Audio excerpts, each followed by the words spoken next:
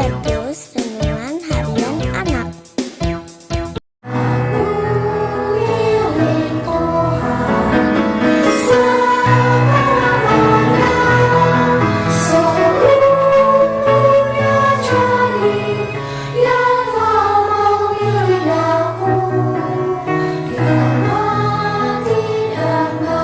Salam Habatus anak-anak, hidup aku bagi Kristus. Mari kita berdoa. Tuhan Allah Bapa kami yang bertahta di dalam kerajaan surga, kami mengucap syukur karena Tuhan terus panggil kami untuk kami belajar firman Tuhan. Tolong kami Tuhan, ketika kami belajar bersama-sama, biarlah Tuhan yang memberikan kepada kami pengertian, dan biarlah Tuhan juga yang menolong kami untuk kami dapat melakukan dalam setiap kehidupan kami. Terima kasih Tuhan Yesus, mohon ampun setiap dosa dan kesalahan kami. Hanya di dalam nama Tuhan Yesus kami sudah berdoa bersyukur, amin. Anak-anak, bagaimana perasaan kalian ketika menghadapi situasi yang tidak bisa kalian atasi? Apakah kamu akan marah-marah atau tenang-tenang saja? Nah, cerita Alkitab hari ini, bagaimana seorang raja yang diserang oleh anaknya sendiri, tetapi dia menghadapinya dengan tenang. Nah, kisah ini ditulis di kitab 2 Samuel 15 ayat 13-37. Mari kita baca sama-sama ayat 31. Ketika kepada Daud dikabarkan demikian, Ahitofel ada di antara orang-orang yang bersepakat dengan Absalom. Maka berkatalah Daud, gagalkanlah kiranya nasihat Ahitofel itu, ya Tuhan. Anak-anak, ketika Daud menghadapi situasi atau keadaan yang membahayakan hidupnya dan keluarganya, Daud mempunyai pemikiran yang baik.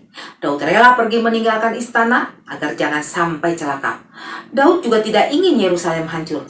Nah, oleh sebab itu dibutuhkan perlawanan, keberanian, kepintaran cara berpikir untuk mengalahkan Absalom, anaknya sendiri, agar tidak terjadi pertumpahan darah yang sia-sia. Daud tidak ingin membunuh anaknya sendiri.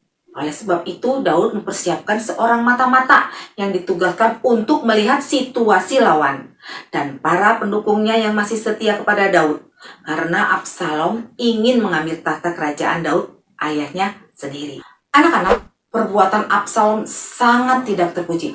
Absalom melakukan hal yang salah di mata Tuhan. Dia sudah memberontak terhadap ayahnya. Dia melawan orang tuanya. Absalom anak durhaka. Siapa di sini yang pernah melawan? Tidak taat, memberontak terhadap orang tua? Kamu dan saya pernah melakukannya, bukan? Kenapa? Karena kamu dan saya juga Absalom, orang-orang berdosa. Roma 3 ayat 2-3. Anak-anak, para pendukung Daud ternyata tidak meninggalkan Daud. Bahkan orang-orang asing justru mendukung Daud dan setia kepada Daud. Padahal Daud sedang mengungsi karena Absalom menyerang Daud. Daud memakai rencana atau strategi perang yang sangat cerdik dalam menghadapi pemberontakan Absalom. Daud selalu mengandalkan Tuhan dan percaya kepada Tuhan. Apakah Daud bisa kembali menjadi raja di Yerusalem atau tidak? Nah, anak-anak, para pengikut Daud yang setia mengikuti Daud dengan membawa tabut Allah. Tetapi Daud dengan bijaksana menyuruh mereka untuk mengembalikan tabut Allah ke tempatnya.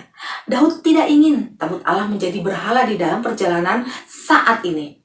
Tetapi Daud hanya bersandar penuh kepada pimpinan Allah saja.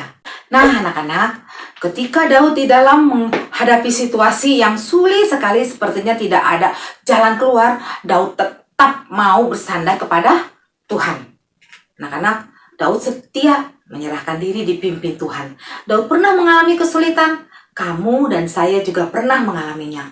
Begitu juga Tuhan Yesus. Meskipun dia Allah, dia turut merasakan kesulitan-kesulitan yang dihadapi manusia.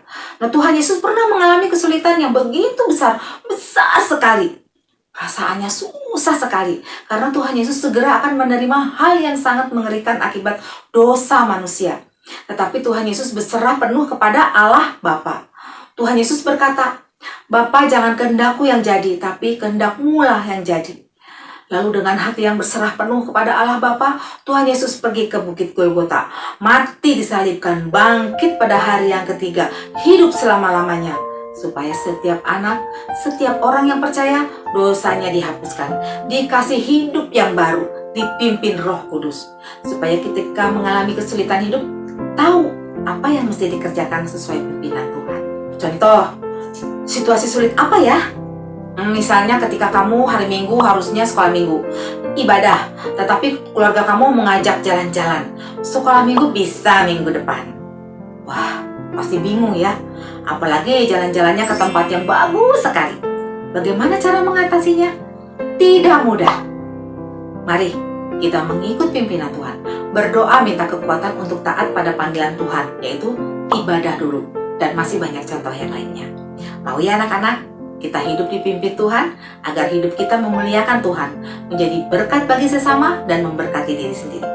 Habatus, hidup aku bagi Kristus. Untuk anak-anak yang belum percaya, Yohanes 14 ayat 6, kata Yesus kepadanya, "Akulah jalan dan kebenaran dan hidup. Tidak ada seorang pun yang datang kepada Bapa kalau tidak melalui aku."